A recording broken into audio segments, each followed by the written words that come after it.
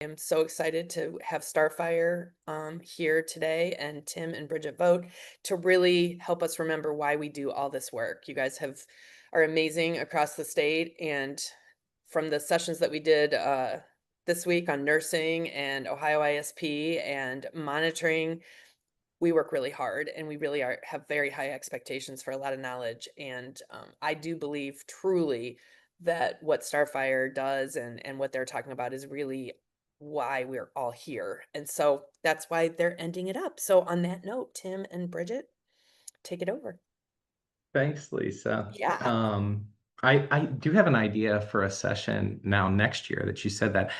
I mean, I do care about ISPs. And some of these people that wrote too many to count, I can't count that high. I love that response.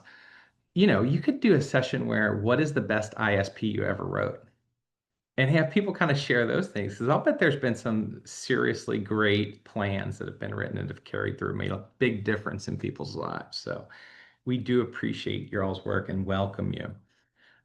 Just to start our time together, one of the things we're going to be thinking about is how we learn in our work and about our world. And so we are joined by some really illustrious colleagues from Fairfield County, and they're going to talk about that. But we'd love for you to kind of think about it. And if this were a small group chat kind of thing, we'd be asking you this question. Think about your own life in a time that you learned something new. Maybe it was achieving a goal or hitting a milestone, or maybe it was just like, wow, I didn't think about it that way. Just kind of take a second and think about, why did you do that? What was it like going through the change and the transition? Likely when you do something new, when you learn something new, it's not always easy, right? It's difficult. You're rewiring your brain. You're using your body in a different way. You're thinking about new people that you haven't met with or new concepts that you don't understand, right? So start to really embrace the difficulty of that. And then, really, when you're done learning that, or at least you've gone through the bulk of it, think about what rewards you get from it. Think about what you got out of that. Maybe it's a new version of yourself, right? You kind of shed your old skin in a sense. And so that's kind of the spirit of today. And we're going to hear some stories about people who went through that process and, in turn, through their work, helped the people with disabilities they support also go through a learning and growing process, which is what life is all about, right? So, anyway, welcome and thank you for being here. I'm Tim Vogt. I work at Starfire. I learned pickleball. I'm totally addicted to it. Yes, there's a pickleball championship down in Cincinnati at the big tennis center coming up, so I've been there, Tim. I did it because I wanted to I'll get active. It'll be a fun way to be active. It has changed my life, by the way. Like the yes, people, the yes. vacations, I went to Cincy just to go to the pickleball championship. I watch it on TV every weekend. I play 3 or 4 times a week. I broke my arm because of it. It's okay. Enough about. We love those growing pains, but maybe not that painful though, Lisa, and possibly.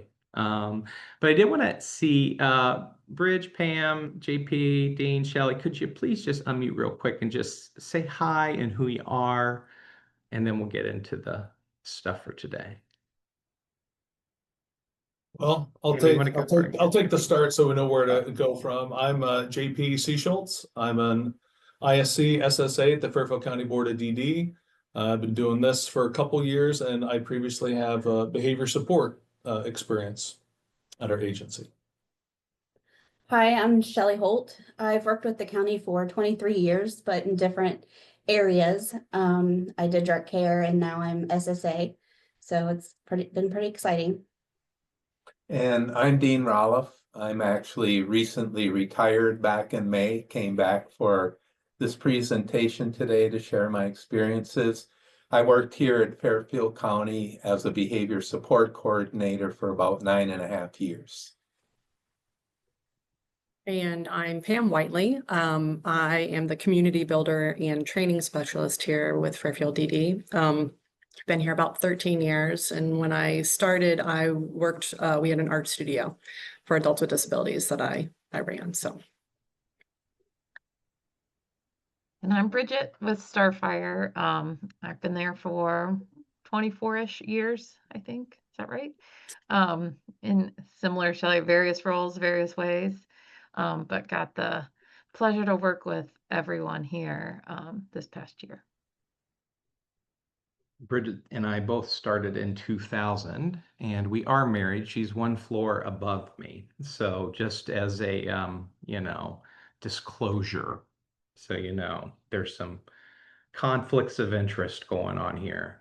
So at the end, when Lisa, you send out the evaluation, if you could send me what Bridget says about this, that would be really helpful. Thank you. Really, I'm going to start sharing my screen. We can kind of jump into some of the content today. So we are Starfire. Most of you have probably heard of us. If not, we're here in Cincinnati and increasingly around the state and even around the country and around the world. This year, we actually started to help some nonprofits in the Balkans, Albania, Croatia, Macedonia, and in the Caucasus, Armenia, and Georgia. And y'all should be very proud of your work here in Ohio. I think a lot of people speak highly of our system. We were just talking about the beauty of county boards, which we'll get into, but the efforts of Ohioans like yourselves to make the lives of people with disabilities better, it's looked to across the country, and we're trying to share that around the world as well. So it's really cool. We do think it's an important time in our world. If you've been in the work for almost 30 years, like Bridget and I have, you can notice there's been a significant shift. We used to think that people with disabilities were just part of, the places that we sent them to. And now we've come to understand they belong in each of their unique communities. And that's the big story. We used to think that people with disabilities just worked in sheltered workshops for the most part. And now we believe everyone with the right support can have a job in the community, right? We used to think that people with disabilities only lived in big disability-centered homes, and now we believe people can have their own home. So we're really at a kind of a crossroads in our work where we're looking at shifting from institutional and organizational answers to community answers, right? So we get to be the people that invent that, which is super awesome. And we appreciate you all for being in that time. I always say it's never been a better time in the history of Ohio, in the history of our country, in the history of our world, that we are giving birth to the future. And it does ask us to be creative and try new things. You all know that. You're doing it all the time. The last few years have been disruptive as far as learning to do things remotely, learning to do things in new ways, but it's also just wonderful to figure out how to create a better system of supports and more inclusion in our world. So it's really an honor to be with you. I will say, I know Lisa's joking. I have seen some pretty decent ISPs though, and I found some really amazing SSAs who were able to build into those ISPs. There was a guy who was in trouble, and mostly his trouble came when he had his staff and he disagreeing about what he was going to do. And so we had it written into his ISP that you will call these 10 people who are friends of his in the community before you call the police, right? And that has been 12 years of peace in his life because he has it in his plan that we call these people first. If they don't answer, we send out a group text, right?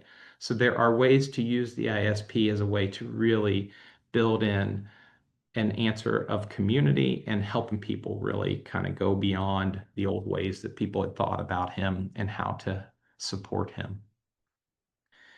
We are aware that there is still more work to do. In particular, we're looking at a pretty extreme social isolation. You all are on the front row, you have a front row seat to this. People with disabilities are incredibly lonely in a world and in a time when our communities are really disconnected. I'll send you a quick plug. Bridge, if you can drop the link in the chat, but we're hosting a summit in October that's going to be headed up by Dr. Vivek Murthy, who was the Surgeon General of the United States. And he wrote a book called Together. And it's all about the importance of connection and health in our world. He wrote a part of that. He wrote our epidemic of loneliness. And he says Americans are more lonely than they've ever been before. So if you can join us on October 9th, it'll be at the Cincinnati Art Museum, and he's going to head up a really incredible lineup of local and national kind of people who are thinking about connection. It's not necessarily about disability, but it's an undercurrent of inclusion and disability, right? So I think you'll really enjoy. If you need help getting there because of the money, or if you know of families that can get there, we do have a promo code for free tickets.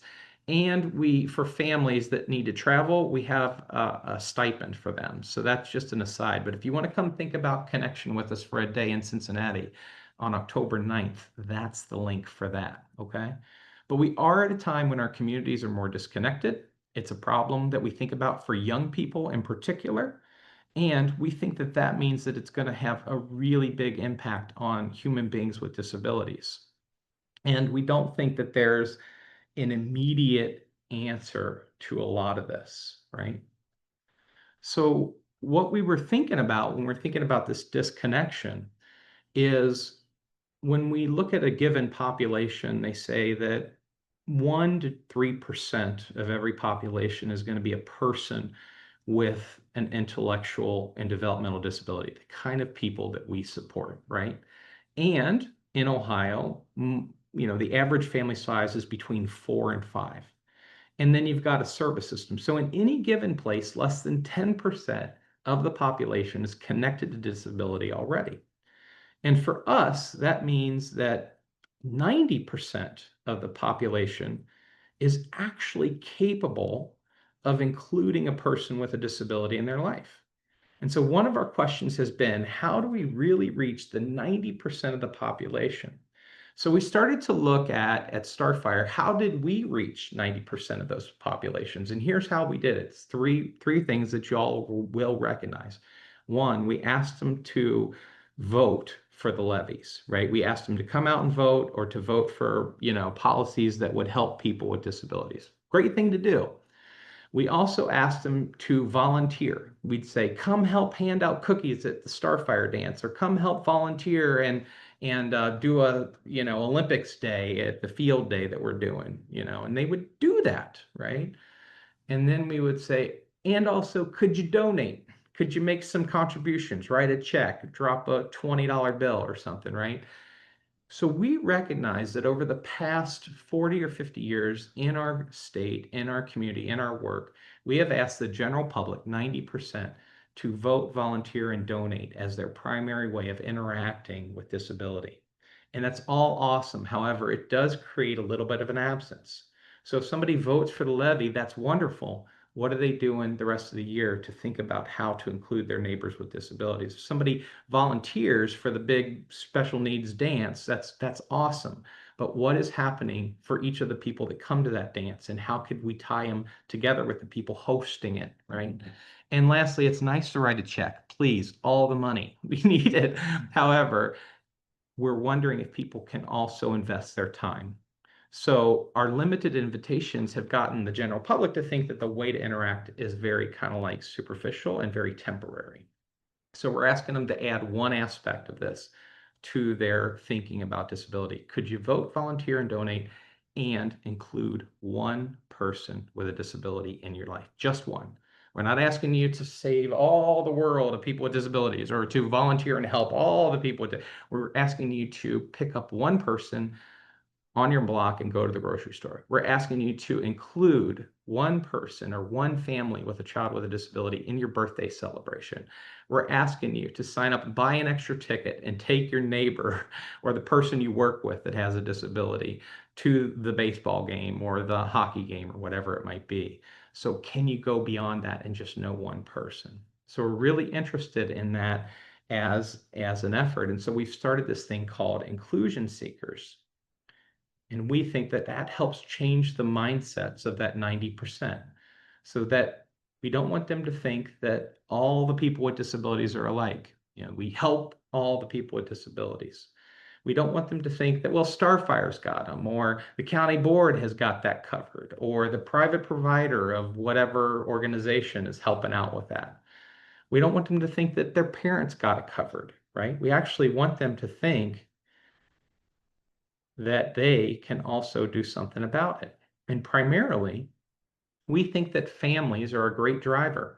So over the last year, we invested almost $150,000 in helping families launch projects that brought their neighbors into their lives.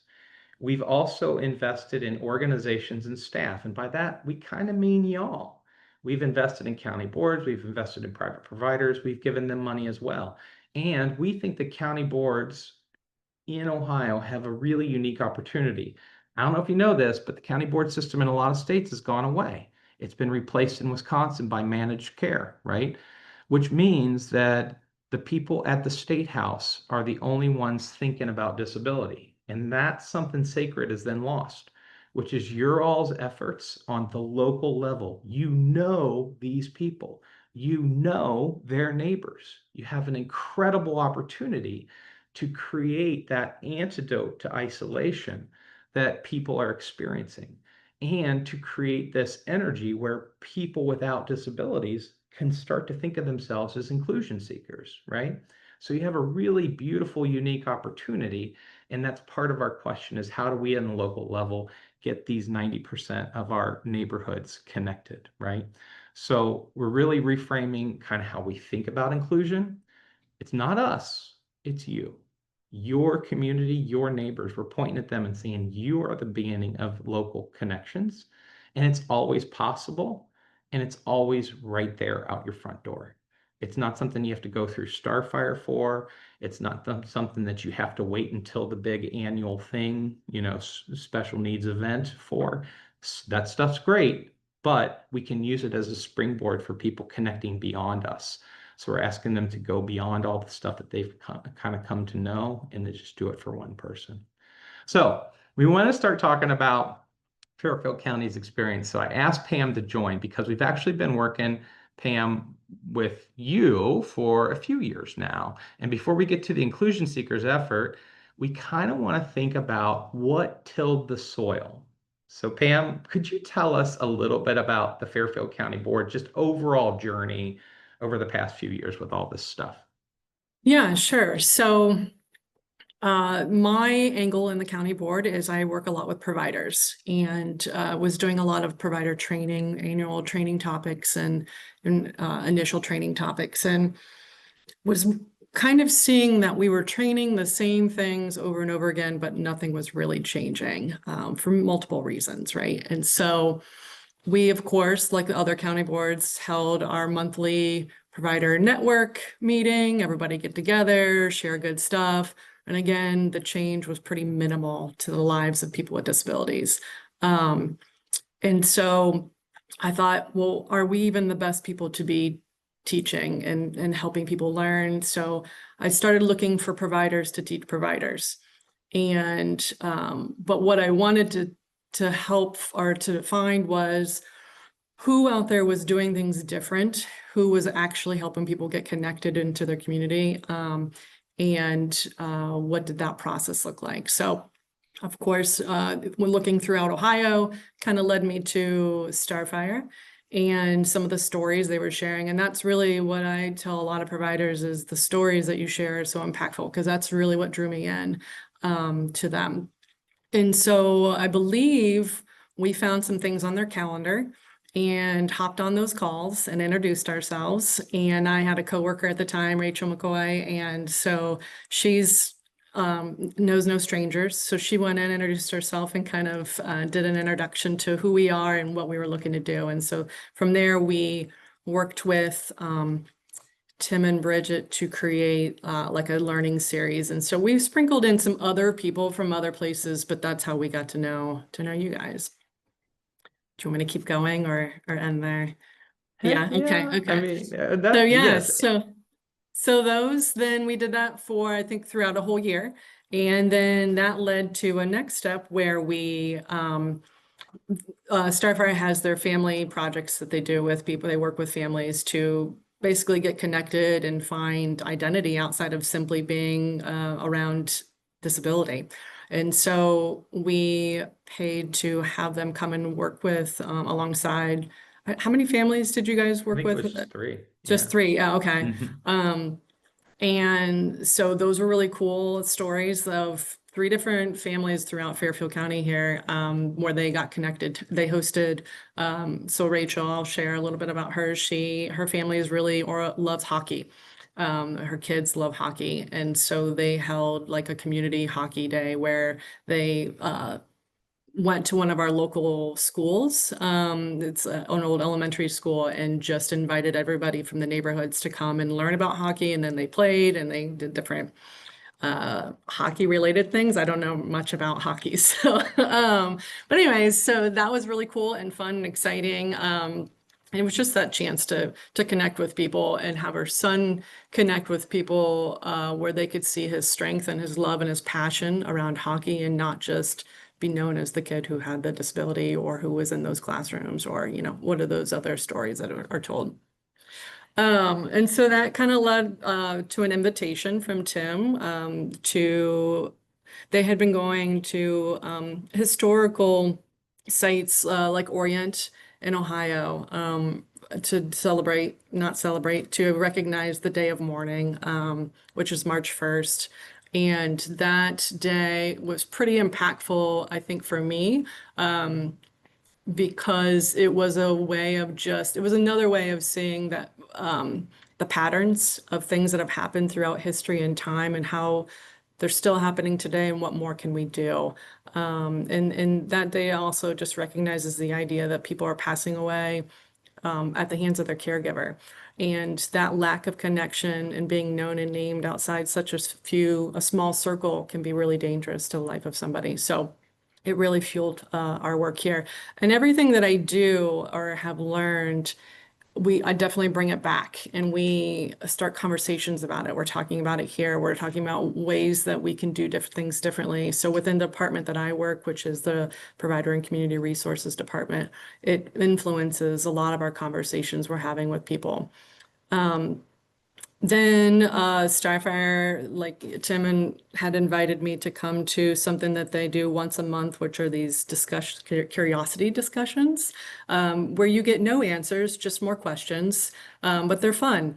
And so we have a different topic that we just talk about and share ideas around, and it's all over the place, but it's a really cool way to, for me, a lot of times my thinking and what I hope to have happen was so hard, and I was met with so many barriers and so many other mindsets that it's just so frustrating. So it's nice to have that group of other people who get it. They hear you. They're like, yes, we're in this too. And so it's just a little reprieve actually from all of the things that you do every day. And then learning about asset-based community development. Thank you for putting this up here for me. It's really helping me stay on track. So asset-based community development, this was a topic that came across, and obviously a lot of the practices and ideas around that, if you spend any time coming to anything that Starfire puts on, they infuse it into everything they do. So it's really cool to see. But what I learned a lot about this, I went to one of their conferences down in Cincinnati, and it helped me see the role of the county board in community development. And I think we have taken on a lot of roles that we really don't need to have. We are, and this is just an asset-based community development speak, we are the institution in those different community assets. So it's interesting to look at us as an asset. And so then what does that tell us? What parameters does that give us? And how can people access us for those? I don't know what retreat means up there. Is that something cool that we're getting ready to do, or? That was when we had the retreat with all of your SSAs, the whole team. So we Oh, did yeah. yeah, right. Remember Okay, that? See? yes. Yeah, So thank much you. stuff. Okay. So we at Fairfield we have two all-staff training days a year. And so we asked Tim and Bridget to come and really spend a lot of the time helping the rest of the organization see some of the things that we were providing to providers. What we were noticing is that that was only helping part of the team. And so how can we bring more of that learning into the rest of Fairfield ED? And sometimes it's better to have somebody from the outside come in and say the same things that you're saying, but it just people listen better. So that was kind of helpful because I think a lot of people got energized by those that day and that time. So then they were awarded this really beautiful grant that allowed the opportunity to do more work with the inclusion seekers stuff, which was just basically how can we listen to what people are really awesome at and what they really want to do, and how do we bring other people outside of just the same people that come into our meetings and our teams into those spaces to see how can we invite them into helping people get connected. And it really becomes that who do we know, and how do we access those social networks? Because that's something that I think is a huge resource the county board has. We have so much so many people and good-hearted people who know people. And so we're one step away from helping people get connected. We just sometimes don't look to our own social networks for this. So that's, I think, present day. Yeah, that's great, Pam. And thank you for all of that and for presenting it so helpfully. Just notice, right, that Pam and the team at Fairfield County start thinking about, is there a better way to do this? And then they start to learn and invest in their learning. And then they start to think about, boy, we could learn a lot if the families also learned, right? So everybody, they're starting to really extend how they think and think about their stakeholders and how they think, right? About how they use their time, who and how they connect to people, how they use money, how they use power. It's really, really beautiful to see how they just kept building it. They started a conversational culture internally. Let's keep talking about this. Let's see what we're learning, right? So you're starting to see really how a culture grows inside of an organization that starts to think, what if we aren't the end point of all the action, but the facilitator and helping things to flow outside of us? What if we are the community builders that we've always wished were out there, right? So I really want to give you all props. And then we have this inclusion seekers thing, which we got to give a little shout out to DODD. Like they were really helpful.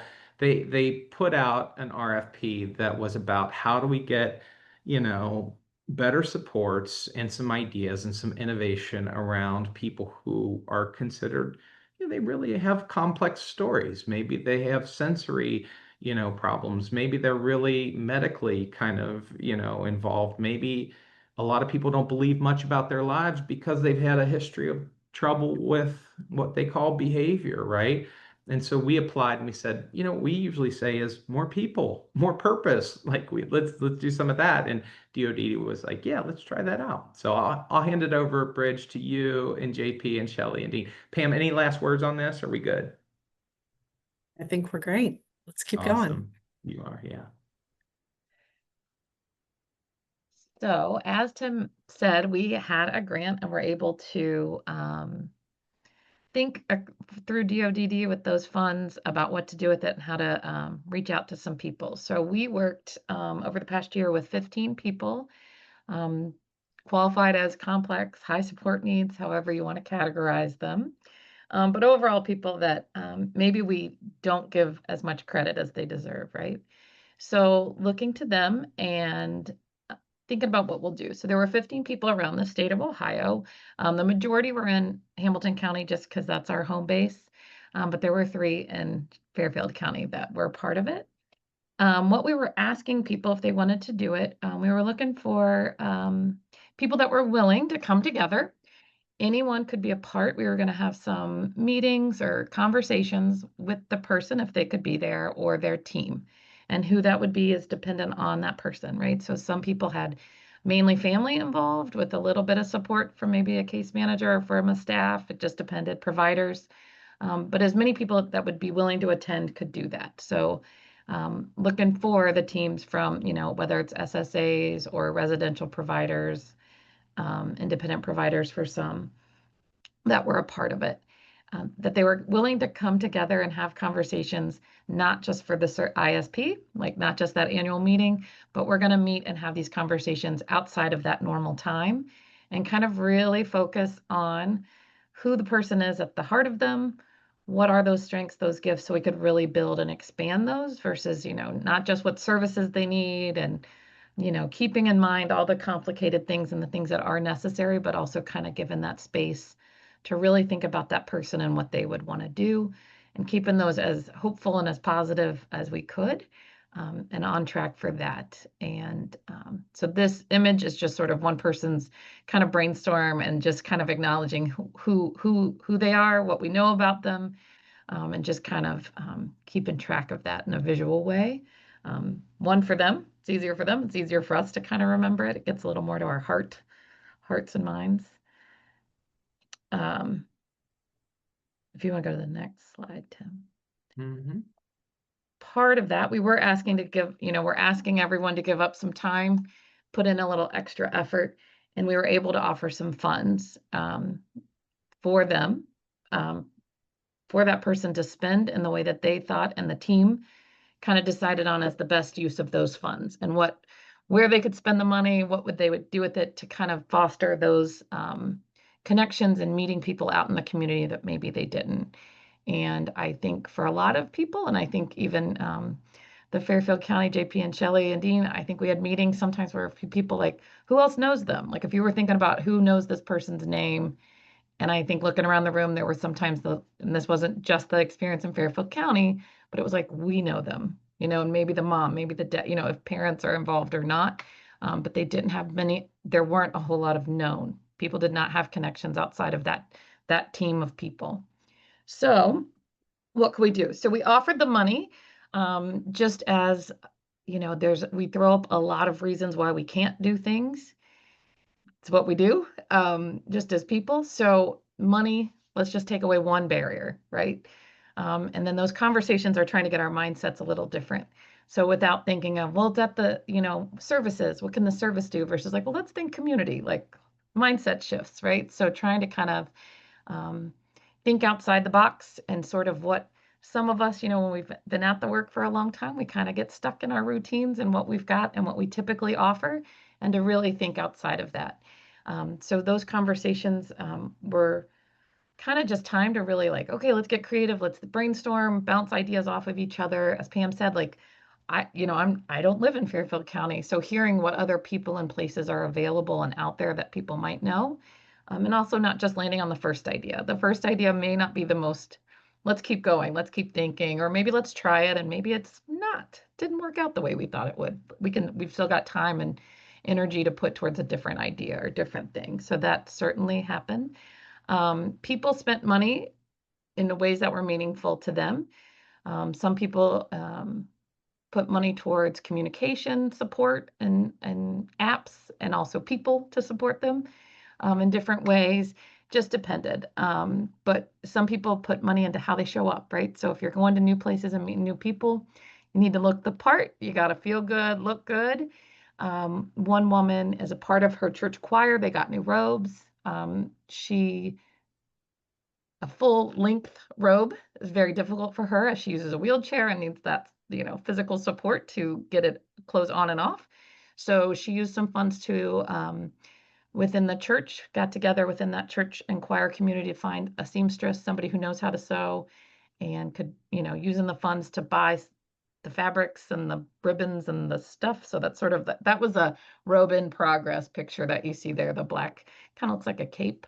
But right, so she matches. She could have shown up in just a black shirt. That was the first idea, right? But then the church and the community got together and came up with an even better way that she can have this. I mean, this is a long term. She will have this choir robe for a long time in her life and using it all the time, and looks the part, feels better. also the idea that we're kind of talking and there's one idea we kind of, like, oh, well, to think that a person likes one thing and we'll just invest all of that, but also kind of acknowledging there's a lot of different things that everybody likes. We don't have to invest everything in one place and one time, but thinking about that and also just kind of thinking beyond, this one experience and where it can go if it goes on and on and on, and that potential. Um, so I do want to let the JP, Shelley, and Dean were kind of very involved in some of these, and they can kind of give you some concrete examples of how they and their team sort of use some of those funds and some of those action. So I don't know who wants to go first. I'll start off because it was Pam that came to me once the Inclusion Seekers program started, to identify 3 people that we were serving and providing services for that would be good to, introduce into this new way of connecting with the community. And so I identified 3 people, each one of them having kind of a unique situation that they dealt with. And, for instance, one was in a wheelchair, and even just didn't even have a lot of easy access to get outside of her home. Another individual was a person who had been homeless a good part of his life, never had a secure situation, had been a victim of abuse, and just was very cautious around people, difficulty establishing, safe relationships or trusting people. And then the last individual had autism, had a lot of communication barriers, had some verbal ability, but it was very limited. He also came from a history of abuse, was taken from his biological home, removed into the foster system. He could not be managed in that situation and ended up living in a couple of different residential settings before we brought him back to our community. And I guess I'll start talking our talk about that particular individual. He had been out of the community for probably 5 or 6 years. And at the point we brought him back into the community, he was about 18 years old. And we always knew transitions were difficult for him. And, like I introduced myself, I'm part of behavior support, and all 3 of these individuals had behavior support plans with our team. He was a runner. He was a person who could engage in self-injurious behavior. He was also a person who would property damage and even become aggressive with others as well as things would escalate for him. So I thought, this is an individual. He was coming back into our community. His biological mother and father were estranged from him. He did have ongoing contact with a sister, which was very important for helping us stabilize him as we brought him back into our community as well. And so she became a part of our inclusion seekers process as well. So the neatest thing about this when it was presented to us was when we first started getting together, because usually in behavior support, the reason you get together as a team is because things are not going well for someone. And this was getting people together to simply talk about possibilities and not focus on what was not going correctly for this individual. And so and it was so much fun just to talk about who this person was and what their interests were, what they enjoyed doing. And for this particular person, we kind of focused on animals and started with that starting point and took it to see where it would take us as we moved forward. So one of the things we ended up doing for this particular person is we got him a membership at the Columbus Zoo with the grant money so that he could go there when he wanted to and as often as he wanted to, and hoping that that would start connecting him with people in that environment as well. And we also knew he liked people to make things for him. And he usually liked people to make animals for him. And one of his favorites was a moose. And so we thought about how do we help him make his own moose as opposed to people making it for him, and going beyond just giving him some Play-Doh. And my wife belonged to an organization called the Somerset Artist Co-op in Perry County, which is an adjoining county to Fairfield, and we lived in that county. And so I started talking with her about this program. And then I started talking with other members of the co-op who were artists. And, all of a sudden, what we found out is that a lot of people are interested in being involved in the lives of people with disabilities, but they didn't know how to get involved and had some reservation because they weren't sure that they could be a positive influence for them. And so, but after talking with a couple of our artists, then we got and provided some support when this individual came into the artist co-op. He actually did some ceramic work, and they assisted him with making his own moose, and they fired it in the kiln. And then he went on to do projects such as making Christmas tree ornaments with moose, ornaments that he was supposed to give to his family, but he decided to keep for himself because they were too nice, I guess. But so what we just started doing with him is finding ways for him to shape his interests. And so since he was also focused on the moose, JP had the great idea, why doesn't he become a member of the Moose Club? And so at the point when I was retiring from work, we were just beginning that involvement where he became a member of a local moose lodge. And he was going there for meals, and he was beginning to know people. And as he would leave the moose lodge, people, or coming in, people would say hi to him. They would say goodbye to him and call him by name. And just, he started developing these natural connections. We also use some of the funds to help with his communications. He's very interested in being outside. He likes to investigate places. He likes going to parks, but he couldn't fully participate because of his own barriers for reading and understanding, like plaques in parks and stuff. So we got him an iPad with an app that he could place it and take a picture of a plaque, and the app would read that for him. So now he could be more engaged in these public locations, and he really enjoyed that. So that's kind of the summary of what we did with that young man. I guess I'll turn it over to Shelley to talk Okay. about the second individual we worked with. So the second individual, he is very quiet. He has the best poker face that I've ever seen. And it takes you a long time to like get in his inner circle, because he has had some past trauma. And so when we first met, we just asked, what do you like to do? Well, he likes to golf. And we kept asking questions. Okay, besides golf and the Nintendo Switch, because he's a master at the Nintendo Switch, what other things interest you? Fireworks. Okay, what about fireworks? He wants to know all the stuff about fireworks. He wants to go to the parades, to the 4th of July, to any of the events that have fireworks.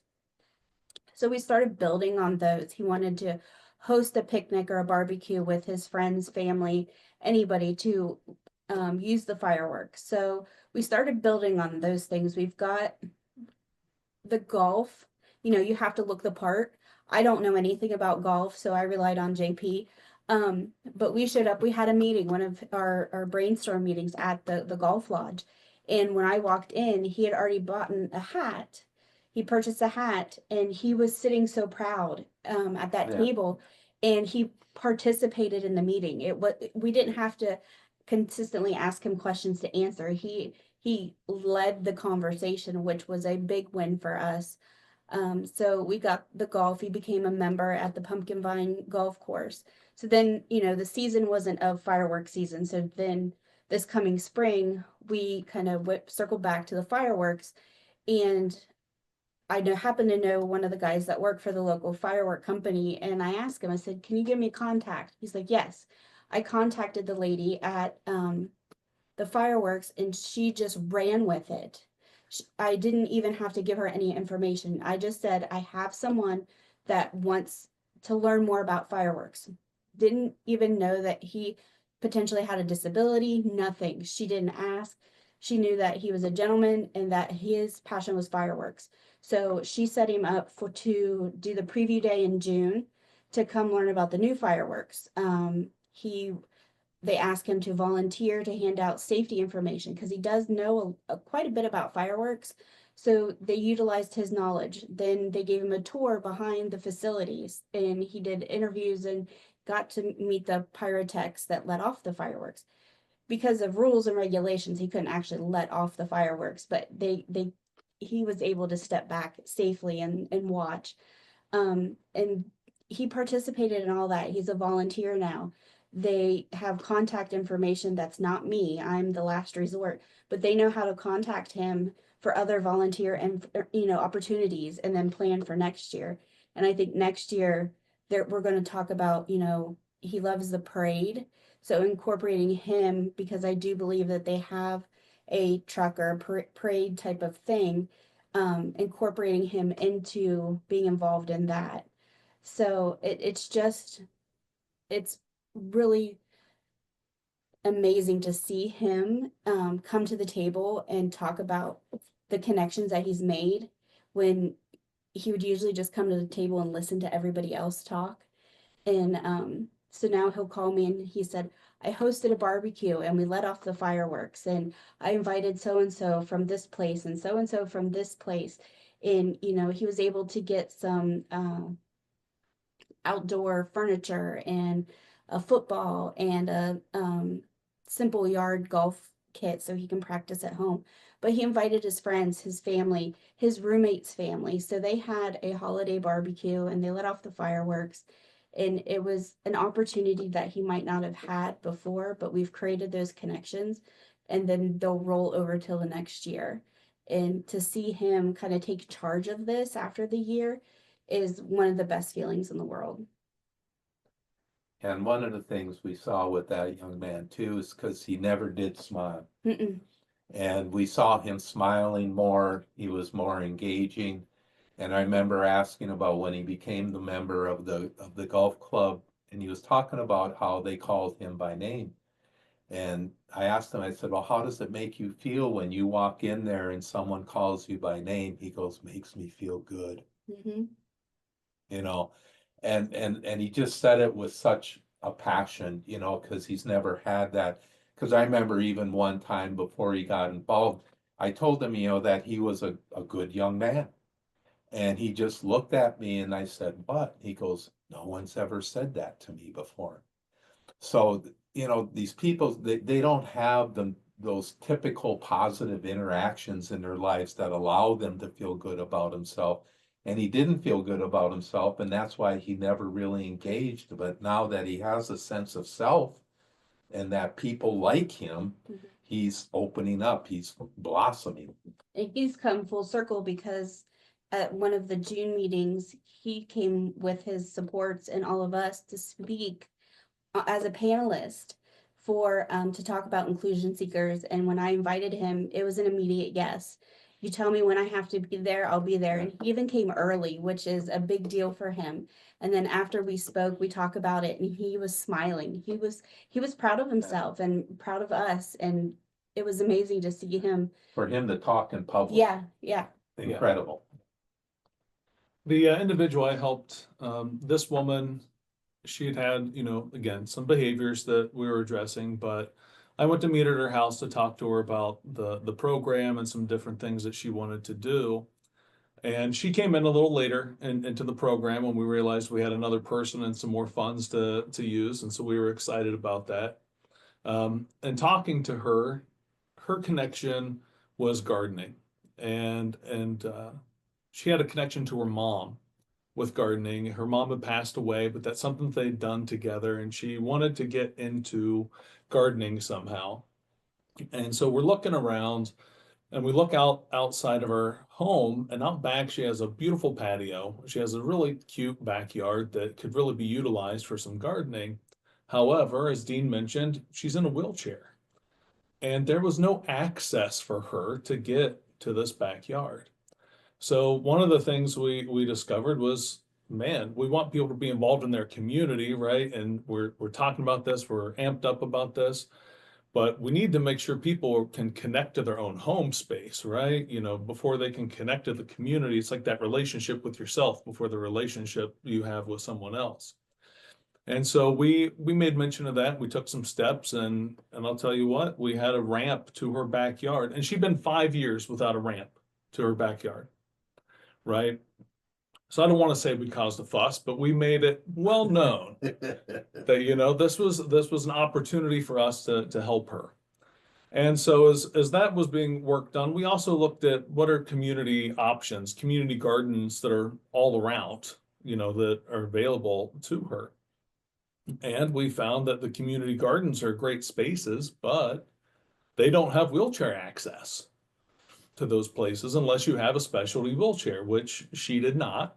And we did explore whether or not the funds from the grant would cover a device like that. And unfortunately, you know, they didn't. They had their rules and limitations to that. But I know Dean engaged in a conversation with someone either the Lancaster or Pickerington area for their community garden. And that sparked them to realize that, oh, there's a need. We need to do something about this. And so I believe they went and petitioned off to get extra grant money and funds so that in the future, they can have more access for individuals in wheelchairs. So we decided that after she got this ramp, we would work on her doing a garden, raised beds out in her backyard. And another barrier that we had was transportation for her was difficult. The provider she had at the time could access a van, but the van was her dad's van. So you had to get a hold of dad and schedule the van and then make sure there was someone there who could drive the van. I mean, it was kind of a big rigmarole. And a small blessing that happened in between was she changed providers. And this provider had a van that she could get out to the community with. There was no scheduling, it was just there. And so we said, let's load up. Let's go to Lowe's and look for these raised flower beds. And we planned a whole day around getting out and going and doing these things. Well, we got to Lowe's and they were sold out of those raised flower beds. And we went to talk with her and she was, oh man, she was mad. I said, hold on, right? We'll go to the next place. And she was just kind of like, but we said, I was like, well, this is what we do, right? If we have a barrier, we're going to overcome it. So we went down to the next place, down at Menards, and we found everything we were looking for. I mean, we loaded it up. Dean has a little pickup truck. It was stacked full. The back of the van was full of supplies. And we also managed, or I happen to know someone who owned a local greenhouse. And I talked with them about the project and what we wanted to do and sort of the supports that the person would need and setting everything up. And they agreed to go ahead and come with us as a consultant and advise us on what we needed, how much soil we should get, what sort of plants that would be able to be planted, and would be there as an ongoing support for her during the gardening season. And, you know, even throughout the fall with what do you do when you tear down your beds and what do you do? So after we got everything together, we had one more stop. We went to get some flowers because flowers were important for her mom. And she saw this little stone in it, and it said, if there's a cardinal near, you know, a loved one is dear, something along those lines. And she saw that stone and she said, can we get that? That makes me think of my mom. Absolutely. Hey, we got the blank check, right? We got the Starfire card. Let's use it. So we got that, and she has a rose bush in this big, giant, gorgeous urn that's in the corner of her garden. She has her raised flower beds. She got her tomatoes and zucchini and flowers and everything planted. She has since, I think, ate most of those things that she's grown. It was exactly what she wanted. She said she just wanted to eat a tomato right off the vine. And she did. And as we came to the kind of the close of the period, you know, towards the end of June, early July, we got the reminder, hey, if there's any monies left, make sure you're using them to do this. And so we got her set up with a dehydrator and a vacuum sealer and some recipe books and some different things too, so she can continue what she started with her home garden. The other really great thing is this gave her a lot of confidence being out and just having that little bit of access more to her life and her community. And so she built on that, and she, formed a better relationship with her boyfriend, right? And they were going out more because now she had access in this van, and just all kind of lined up, the stars lined up for her. And we saw a great reduction in behaviors and outbursts and things like that too, because she got more control in her life. And I think that's one of the major points for all three of these individuals. The behaviors of issue, as we met and connected them with the communities they wanted to be, and for all of them, their behavior decreased. Yeah, and I want to touch a little bit on JP's. I think his story, the part that got me in the feels was, she had these neighbors and they didn't have anything in common or a lot. They just kind of were in passing, and she's lived there for a while. And when they were installing the flower beds, they realized that her water spigot was broke. Well, her neighbor heard them, trying to figure out how they were going to water it. And he tossed over his water hose and said, "Here, use my water, until you can get your water spigot fixed."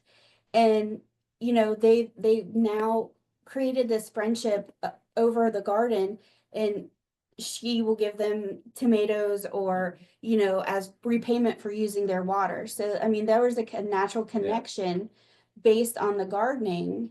And now she has this friendship with the next door neighbor that, has taken years to build.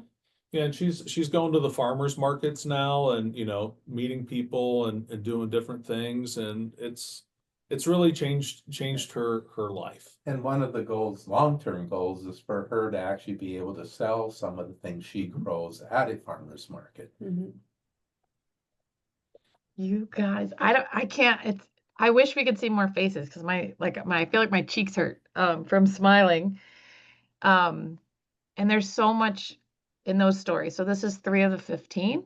Well, and that's a good point, Bridget, because a lot of what I've shared with you in the past is when we would meet to move these programs forward, they were always such positive things, because all we talked about is how we move this person forward, not what kind of behavior are we going to decrease. It was never focused on that at all. It was focused on the person and what they needed in their life to make them smile, which obviously makes us smile. Heck yeah, it does.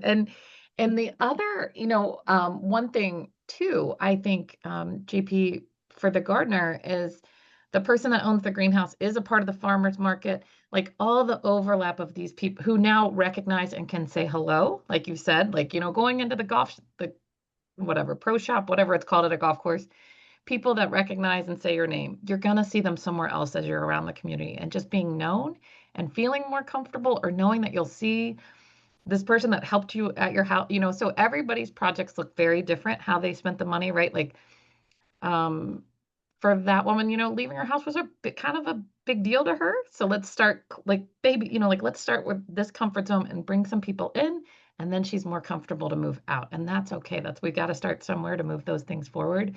But this is a person, she now knows probably one of the most connected farmers markets, like how many people, how many places. So we don't know where these things go, but just for this initial year, we can see so much potential and how it's impacting that person, to be known. On average, so we did, the outcomes at the end of the projects, each person added about 7, we use the term connection. So people that their name, they know your name, they'll recognize you. So about 7 people that they didn't have before. So some might have more, some might have less. But that's a pretty good, to me, that's pretty meaningful when you think about what all that means for how somebody feels about themselves. And then therefore, if you're feeling better about yourself, what does that lead to? So thank you guys so much for sharing those stories. It was absolutely beautiful. let's just reiterate what we heard there, if we could. First of all, this team of amazing inclusion seekers started to orient themselves to the question of who else can we connect to, right? It's critical. Stop thinking about what can we do to minimize behaviors or reward systems or punishments or whatever it might be. Who can be in this person's life and who can they grow into as a result? Just Dean's noticing that this is a good young man, right? And helping other people come to see that, because Dean easily could have said, well, I believed he was a good young man the whole time, but helping someone else see that was so critical. And secondly, they themselves are connected citizens. What about my wife and her artist group? What would they have to say about that? What about the person I know who runs a greenhouse, right?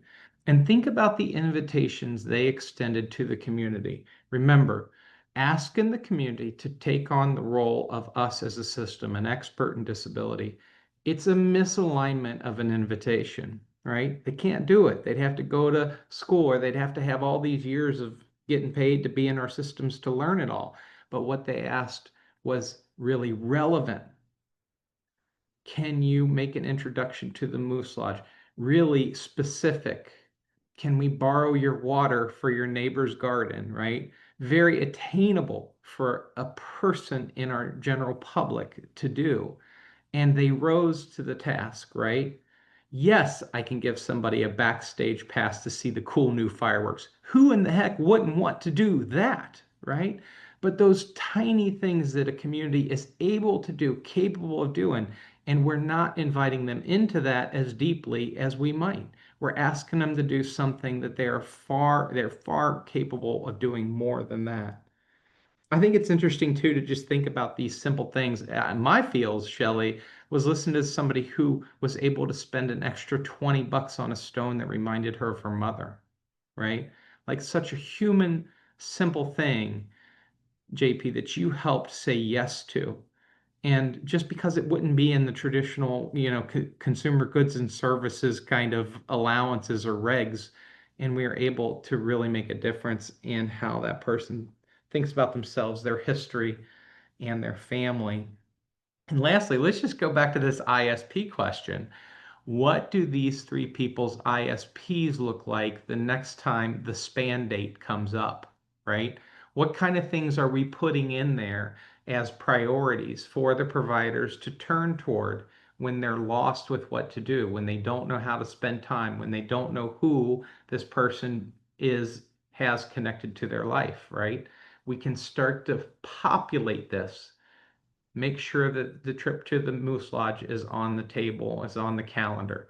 Make sure that the 4th of July is blocked off with lots of energy beforehand to plan. Make sure that the garden and the farmer's market are critical places that people get to visit when it's important to them, right? So the ISP starts to be driven by this. I cannot thank you enough. That's amazing. High five. Build on what What you're saying too, Yep. Tim, we also had to work with because oftentimes the providers were not very comfortable in helping individuals connect in their community because they were uncomfortable in the community. They were disconnected They were disconnected. in the community. And so we even had to kind of facilitate their connection so that they felt comfortable doing the things that we were asking them to do. Yes. So again, we get back to this idea that in a sense, we are all a little bit disconnected these days. And whether it's because of our screens or, our fears of ourselves or whatever. And as we become connected, then we help other people become more connected. And then once that kind of currency starts flowing, we've got something really good going on, right? Y'all added a bunch of colleagues, essentially, unpaid colleagues that are helping you with each of these three people, which is amplifying your work in a really beautiful way. And lasts beyond you. Love that you're retired, Dean.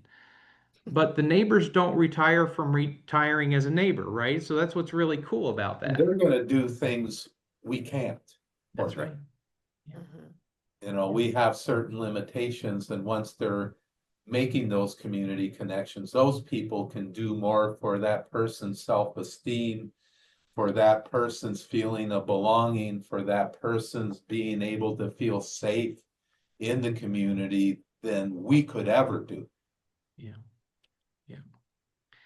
So thank you all for that action and all you did. And Pam, for also, again, let's do kudos to the overall organization, right?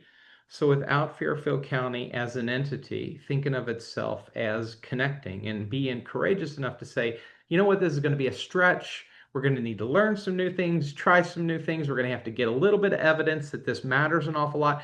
We're going to have to figure out how to work with providers. We're going to have to figure out around community, all this stuff. You don't get to some of these stories, right?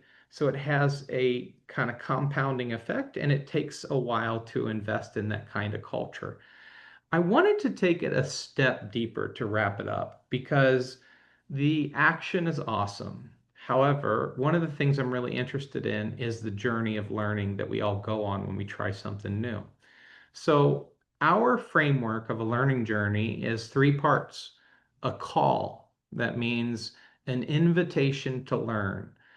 It can be external, somebody told me I had to go to college, or it could be internal. I was really interested in fireworks and I wanted to learn more, right? And so we're interested in the call. The journey itself, what was it like? Was it always awesome? Were there questions? How did it feel, right? And then the most important step, and I think we forget about this all the time, it's the return. This is why we have graduation ceremonies. The return is, what have I learned new about myself? Who have I grown into becoming as a result of my learning journey, right? So in a sense, JP, Shelley, and Dean are wearing a cap and gown, and they're saying, I've learned how to be an inclusion seeker, right? They've learned some new skills. Look at this diploma I've got, right? That's not really a diploma. And you have launched other people on their learning journeys, both the citizens of Fairfield County as well as the individual people with disabilities and their staff, into discovering more about themselves, right? So this ability to return. So part of this is, we right now as listeners we are witnessing your return. We are here to say we acknowledge what you've learned. We appreciate what you've learned. So I'm going to ask them just a few questions. And Pam, you're included in this because you were on a learning journey too. So I'm going to ask these four wonderful people some questions. And I would just love for you as the audience to just notice and affirm, put it in the chat box what you like, what you're hearing about what they have to say, because we're going to ask them to talk about their own experience with this. Okay. So here we go. Let's start with this: step deeper, and you're asking some of these questions of yourself as the audience. What did this ask of them?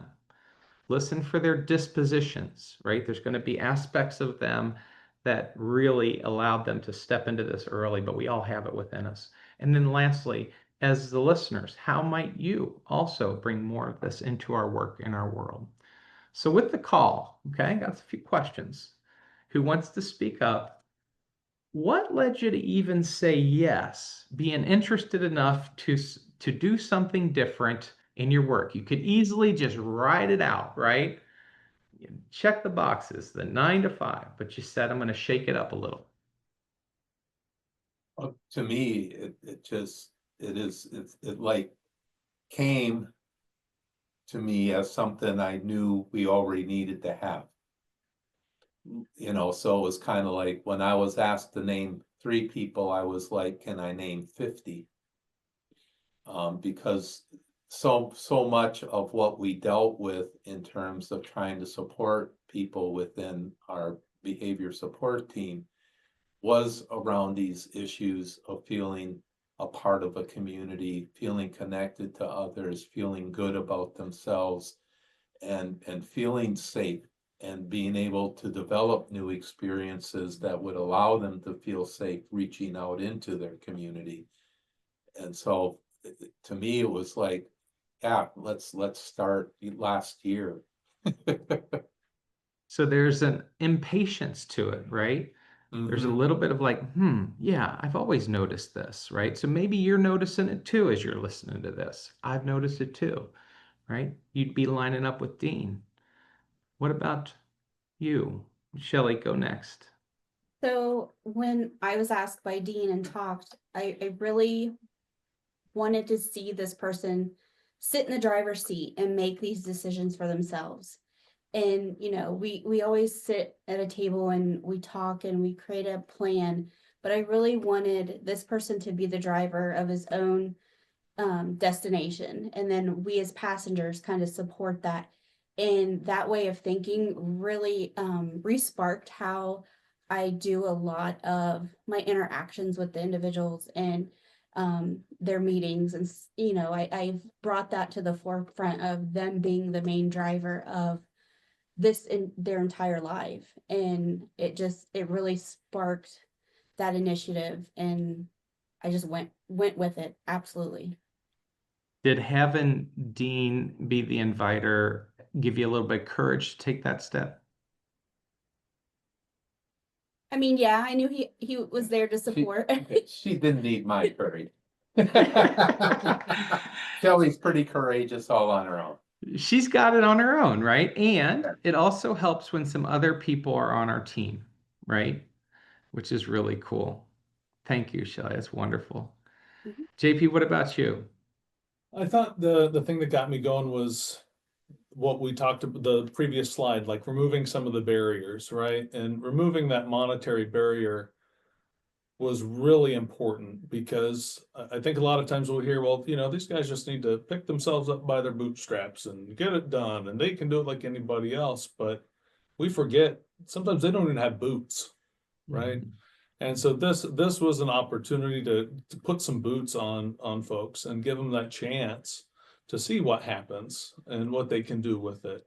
And they proved to us that they could, you know, do that. But they needed that motivation. They needed that barrier removed to support them.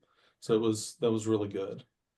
So you can notice an injustice in a sense, right? There is some. And let's just be honest, y'all know the definition of poverty is twice the level, the federal poverty line, like twice that level is how people kind of think about livability, right? Mhm. The federal poverty line somewhere around 12 to $15,000 a year, right? So twice that would be 24 to $30,000 a year. How many people with intellectual developmental disabilities do we know that are making 24 to $30,000 a year, right? In my career, a handful, right? So we're really absolutely, JP, we're looking at people who are incredibly facing significant poverty kind of barriers. So yeah, kudos to you for noticing that. And that can be our call. Something's going on wrong. We got to fix that, right? Pam, what about you? Um, yeah, I think it was a no-brainer. I actually think it was more of a call for you guys to say yes to us. But I would say that, I have community builder in my title, but I can't be the only one. And so this was an opportunity for 3 other colleagues of mine to learn practices and and then start to think, how do I infuse those into other things? We don't need one more thing. We need to learn how to take things and put them into things we're already doing. And I thought this would be a great opportunity for that. Yeah. So an interest in innovation, an interest in having colleagues in that, an interest in not being alone in it. I mean, that's part of the reason why we love hanging out with you guys is because we like to think about this stuff. Like, how do you activate a community? And sometimes people are like, oh, I don't know, that's impossible for those people, right? And we don't like to think about that. That's boring. We already know what no looks like. We want to see what yes looks like, right? So thank you all. It's great. The second kind of step of the learning journey is to think about the journey itself. What was hard about it? What was easy about it? What was surprising to you about this? Who wants to kick us off? We're going to go in reverse order now. Pam, Oh, JP, Shelley, gosh. and then Okay. Dean. I liked it the other way. So the journey for me, okay, so mine's gonna be a little different than theirs because I'm thinking about kind of this bigger picture. I have to believe that I had well-meaning and well-intentioned people all around me who just are doing the best they can with what they're told they're supposed to be doing. And I think it's unfortunate because there's so many people who can't see beyond that because they're so stuck in that just, I got to do these things, these dates, these deadlines, these assessments, all of these things. And in the grand scheme of things, what do they mean, really? However, they still tie our hands together. So I think the journey is just being able to see people that I work with every day in a new light, which was pretty cool. You all, this is so critical. I love that, Pam. Everybody that is involved in the work of disability has a front row seat to the way people with disabilities are treated. And it's not pretty. Daily, we get to see how people don't rise to the occasion or are in a lot of trouble. And we could, if we're not conscious of that, we could get tempted into thinking we're surrounded by horrible people that have no interest in including people with disabilities. We're talking about the general community. And then we get inside of our organizations, we start to also feel like, man, why aren't we winning this, right? The reality is that it's going to be the work of a lot of different careers before we see significant change. So we have to celebrate those small things.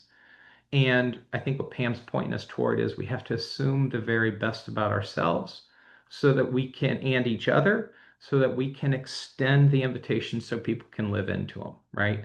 If we never ask people to borrow their water hose, they never get to offer it. If we never have a garden to water, right? So we have to create opportunities where people can rise to their best selves and really surprise us and be there. And I think they're capable of it, right? So yeah, believe in that. Love it. What about you, JP? What's the journey? The journey for me, I guess, you know, thinking about it is something that's very difficult to do, but very empowering is to give up the power that we have and give it to someone else. It would have been very easy for any of us to define what this program was going to be for this person, and we were going to write it this way, and they were going to carry it out this way, and it could have been maintained like any other outcome, or, you know, any sort of way that we do that. But for us, a challenge is, I think, for all of us to give up that power that we have and give it to the person and help them use that responsibly and let them, you know, we talk about the dignity of risk, and, you know, some of the things we did worked out, you know, with the golfing stuff worked out. The membership, we found maybe not, maybe that's a little too much, you know, of a thing to do, right? But we had to give that power and that choice to that individual and let them figure out what was going to work. And so giving up power was kind of the thing that I noted on the journey, and seeing people use it for themselves and be empowered, right? We use that word a lot. They got to get the power from somewhere. So let's give it to them, you know, that's so yeah. I love it. I love it. That's how life is lived, right? It is. We can't control it. We have to go with it. Beautiful, JP. Shelley, what about you? I think as a role of an SSA, we're usually contacted when there's a barrier or there's a small fire or a large fire, and you know, we need to coordinate how to put that fire out. But with this particular person, he, you know, the supports that went with him golfing didn't know a lot about golf. I don't know anything about golf. So I asked him, I said, well, what would happen if you would teach them? I could do that. Well, yeah, you know, you're a golf expert right now. You're your own expert. So why don't you teach them? And then you have an additional someone to, you know, go golf with you. So he kind of flipped the script and he was teaching his support staff how to golf. And so that again empowered himself and felt fulfilled because he was the teacher. And so I think those were some of the little challenges, but I was able to kind of turn it around and make it an empowerment move for him to make those decisions about how to navigate that situation. Instead of I being love a it. taker, he was a giver. Yeah. Yeah. Yeah. That's huge. Thank you, Shelley. What about you, Dean? There's a couple things. I think first, you know, we were having success with these individuals with their more traditional behavioral supports. but I found that by taking this perspective in terms of developing their life as a whole, just took that success to a whole nother level. And meeting about these things energized me, right? You know, a lot of meetings you don't necessarily look forward to because people are going to say, why can't you fix this? And in this case, we gave the individuals the tools to fix themselves in a sense, to heal themselves in a sense. The other part for me is that we simply have to be brave enough to ask our community, you know, even at the individual level, to be a part of this. I think a lot of times we don't have the courage to reach out and see if people are interested. They are, they just don't know how to get involved, or they never thought about it before. And when you bring it up to them, it's like, wow, yeah. You know, like this one artist was just like, I never thought about doing something like that. That is so cool. And it ended up inspiring her.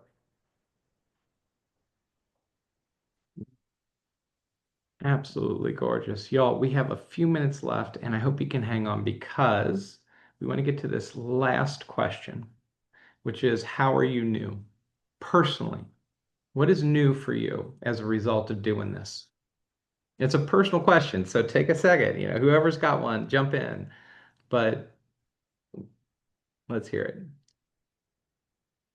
I have a I couple think of, for me, it's just interpreting how do I as an individual better meet other people's needs. Now, even that I'm retired and I stay connected with some of the individuals I've worked with over the years, but just in my own general life, it makes me more aware of my role in supporting people in the community in which I live. You are the community now. Yeah, I I am. mean, Yeah. I mean, you are, you represent you represent the community in a lot of ways. So I think for me, the continue part is we do have specific questions in the plan that we ask, you know, what makes you happy? What allows you to have a good day? What do you want to learn? And I go in looking at those questions completely different now. Yeah. I go in and I start to dig deeper. I ask maybe 5 more whys or how can we make that happen?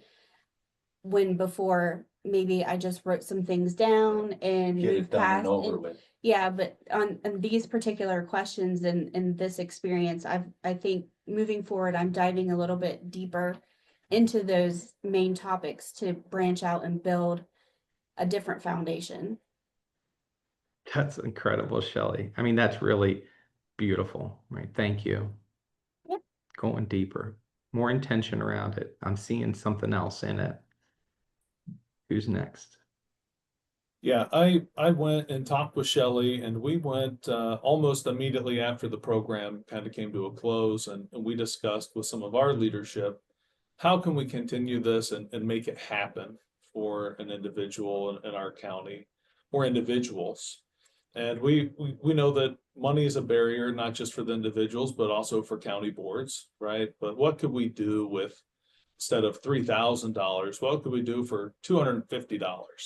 And just something like that, I think is enough to break down a couple of those barriers, right? We have to be more creative. We have to work as a team more and draw on some different resources. But that's kind of what we're hoping to be able to do in the future and pursue this. And hopefully that inspiration, you know, Shelley mentioned something that just kind of rekindled something in her that wasn't there. And I truly hope that that has the same effect across the teams, you know, that we will work with if we see this be able to move forward. Well, and I think even being able to look at it as more of an investment, because It is an if by investment. enriching people's lives, they're not going to a developmental center, they're not going to the emergency room because they're in crisis.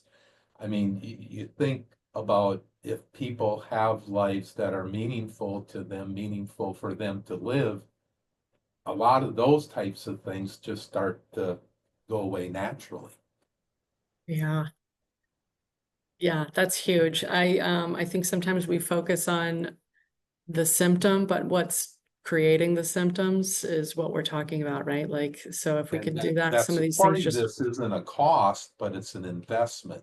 yeah, And it needs to be looked at, to make sure the investment's working and monitored, because it does have to be financially successful too, because we do work on budgets.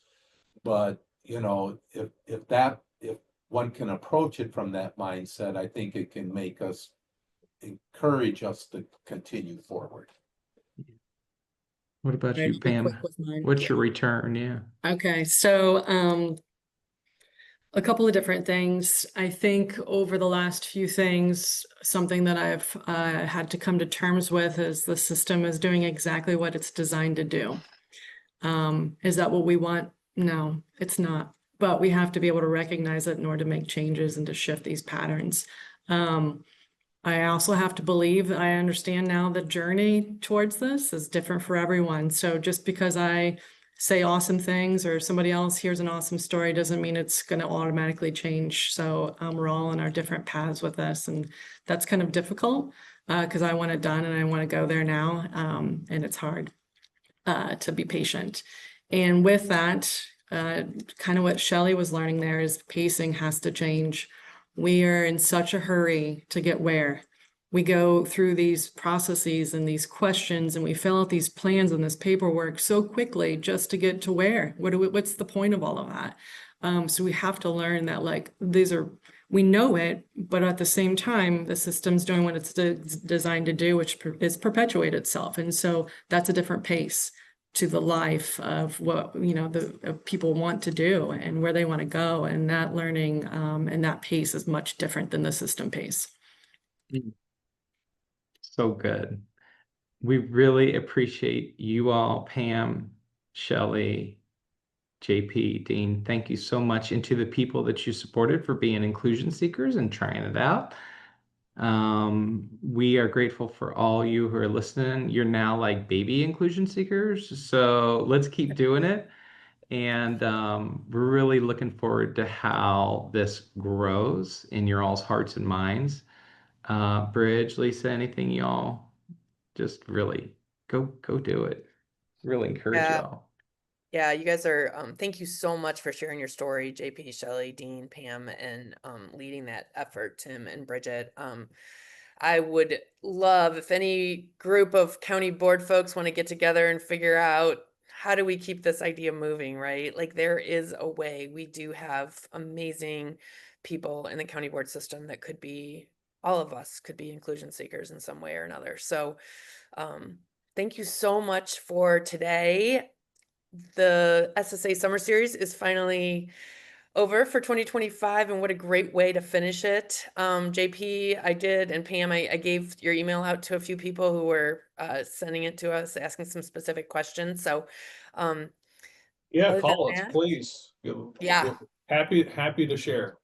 sounds great. All right. Well, thank you so much, everybody. Have a great rest of August, and I look forward to working more with Starfire and with Fairfield. Thanks so much.